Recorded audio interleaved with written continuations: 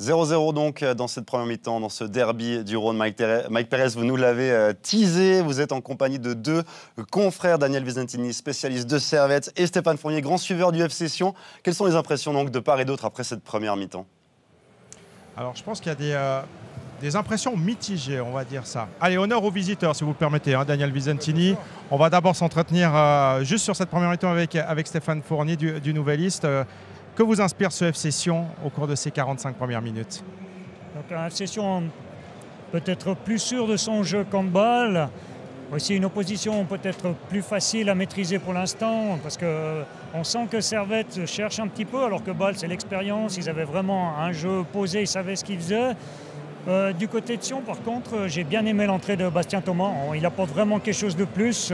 Il permet de jouer vers l'avant, il a des bons ballons.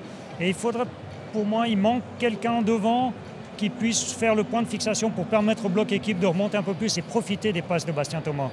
On va voir s'il y a des changements effectivement au vu de la deuxième mi-temps. Daniel, c'est un match complètement différent pour Servette par rapport à la semaine dernière à Berne face à Young Boys. Bien sûr, sans critiquer Sion est une équipe qui ne joue pas comme Young Boys. Sion est une équipe qui joue avec 5 défenseurs, 2 milieux de terrain. C'est un système très fermé qui laisse peu d'espace.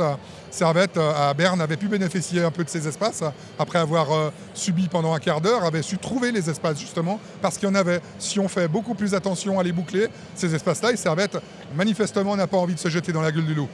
Messieurs, on a beaucoup parlé en avant-match et ces derniers jours évidemment de ce derby du Rhône, hein, de la rivalité entre Genevois et Valaisans. On a vu qu'avant que le match commence, du côté des supporters, on s'est beaucoup allumé. Finalement, c'est assez bon enfant, c'est assez calme, même en tribune. Oui, je crois que là, en tout cas au niveau du terrain, c'est très bon enfant. Il y a de l'engagement, mais ça ne va pas au-delà de la limite. Dans la tribune, on a les mêmes, les mêmes chants que d'habitude. On a les petites invitations de chaque côté. Mais pour l'instant, effectivement, il n'y a pas de débordement. L'ambiance est bonne. Moi, je pense qu'il faudra un but pour vraiment débloquer puis mettre encore un petit peu le feu au Stade de Genève. Ils vont mettre le feu au Stade de Genève. Mais qui va mettre le feu, Daniel? Est-ce que ce sont les Valaisans ou bien est-ce que ce sont les Genevois? Écoutez, je ne sais pas. Peut-être que pour le bien du match, ce serait plus sympa si c'était Servette, parce que Sion, avec une équipe qui est déjà très défensive comme ça, si en plus elle marque un but, ça va être extrêmement difficile, elle ne va pas ouvrir le jeu. Avec Servette, elle serait peut-être obligée d'ouvrir le jeu si Servette arrivait à ouvrir le score. Ils ont une ou deux occasions assez nettes, Sion en a eu une aussi, donc c'est assez ouvert. Messieurs, en guise de conclusion, parce qu'il faut qu'on retourne au studio pour analyser cette première mi-temps, qu'est-ce qui va se passer en deuxième période? Quel sera le résultat final de cette rencontre? Alors je pense que Sion ne va pas changer, ne va pas modifier son attitude pour l'instant. Peut-être de jouer un petit peu plus haut. Stéphane Anchot a demandé 2-3 fois au bloc de monter, de se mettre un petit peu plus haut justement pour s'installer un peu dans le camp de Servette. Mais Sion ne va pas modifier son attitude et je pense qu'ils auront une occasion pour la coller au fond. Bon, à Servette de faire attention justement de ne pas se faire surprendre en contre. Ouais, Servette, je pense, va faire des ajustements concernant le côté gauche de Servette. Le duo Gonçalves et surtout Tazar est à la peine.